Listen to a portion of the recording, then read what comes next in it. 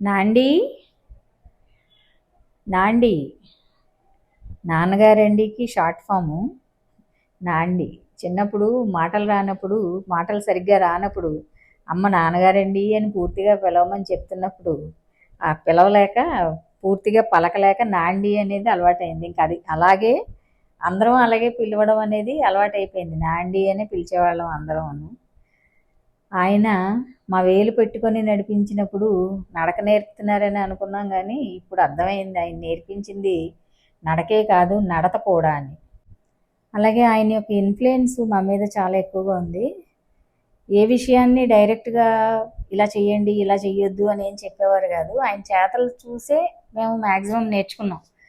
ఇంటికి ఎవరైనా ఏదైనా అవసరమై వచ్చినప్పుడు వాళ్ళకి లేదు కాదు అని ఎప్పుడూ చెప్పలే. ఒకవేళ అది మనకి స్థాయికి మించిందై ఉంటే గనక అది ఎవరి ద్వారా పని జరుగుతుందో ఆ విషయాన్ని చెప్పి పంపించేవారు తప్పించి నేను చేయలేను అని ఆయన నోట్లోంచి ఎప్పుడు ఏది రాల. అదే మాకు కూడా అలవాటైంది. ఎవరైనా మమ్మల్ని సాయం అడిగినప్పుడు అది వీలైతే చేస్తాము, లేదంటే ఆ పని ఎవరి ద్వారా అవుతుందో ఆ సలహా అన్న ఇవ్వడం అనేది జరిగింది ఇప్పటిదాకా కూడా. అవసరమైనవి అన్నీ ఇచ్చారు, అనవసరమైనది ఏదీ ఇవ్వలేదు. మీరు నవ్వుకుంటారేమో, మాకు చిన్నప్పుడు క్యారమ్ బోర్డు కొనుక్కోవడం అనేది ఒక పెద్ద కళ. ఎందుకు అంటే మా నాన్నగారు కొనలేదు.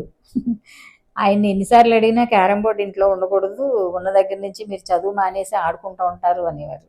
ఇంకొంచెం పెద్ద అయిన తర్వాత టేప్ రికార్డర్ కొనుక్కోవడం అనేది అదొక కళ. అది కూడా టేప్ రికార్డర్ ఇంట్లో ఉన్న దగ్గర నుంచి మీరు ఇంకా ఆ టేప్ రికార్డరు ఆ పాటలు వింటూ టైం పాస్ చేసేస్తారు, చదవరు అనేది ఆయన ఒపీనియన్. ఇలాగా ఈ చిన్న చిన్న విషయాలు అనవసరమైనవి ఏవైతే ఉన్నాయో అవి అసలు ఆయన ఎంకరేజ్ చేసేవారు కాదు.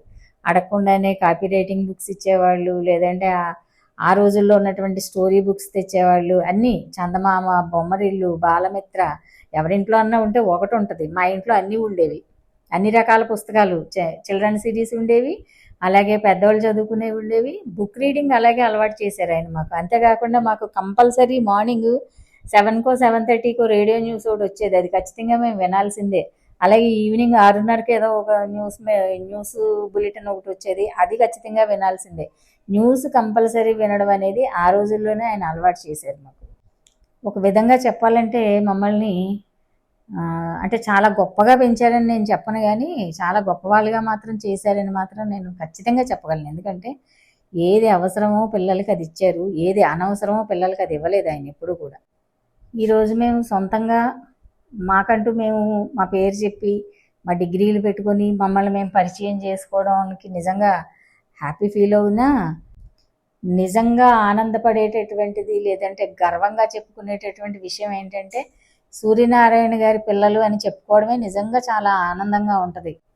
ఉదయం రేడియోలో న్యూస్ వినడం దగ్గర నుంచి ఈవినింగ్ మీరు చెప్పేటటువంటి తోలు సంచి దుడ్డుకర్ర కథ ఎంత ఇష్టంగా వినేవాళ్ళము, రోజు చెప్పించుకునేవాళ్ళం అదే కథ.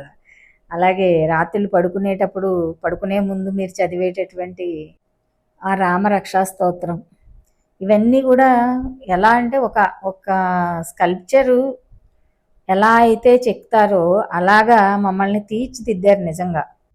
మా చుట్టూ మంచి వాతావరణం అనేదాన్ని ఒకదాన్ని క్రియేట్ చేసి ఆ మంచి వాతావరణంలో మమ్మల్ని గొప్పవాళ్ళగా తయారు చేసింది మీ పెంపకం అని నేను ఖచ్చితంగా చెప్పగలను. ఇంకా చిన్నప్పుడు ఏంటంటే మీరు ఎప్పుడైనా మీటింగ్ అని వేరే ఊర్లు బయటికి వెళ్ళినప్పుడు లేటుగా వచ్చినప్పుడు కంపల్సరీ పిల్లలు తింటారని చెప్పి తీసుకొచ్చేటటువంటి ఆ స్వీట్ల కోసం తమ్ముడు చెల్లి పడుకోకుండా ఎదురు చూడడం, ఇవన్నీ స్వీట్ మెమరీస్. కుటుంబం కోసం అన్నీ సమకూర్చి వాళ్ళకంటూ ఒక చిన్న జేబు రుమాలు కూడా కొనుక్కోవడానికి 10 సార్లు ఆలోచించేటటువంటి తండ్రులు ఎవరైతే ఉన్నారో అలాంటి తండ్రులందరికీ ఫాదర్స్ డే శుభాకాంక్షలు.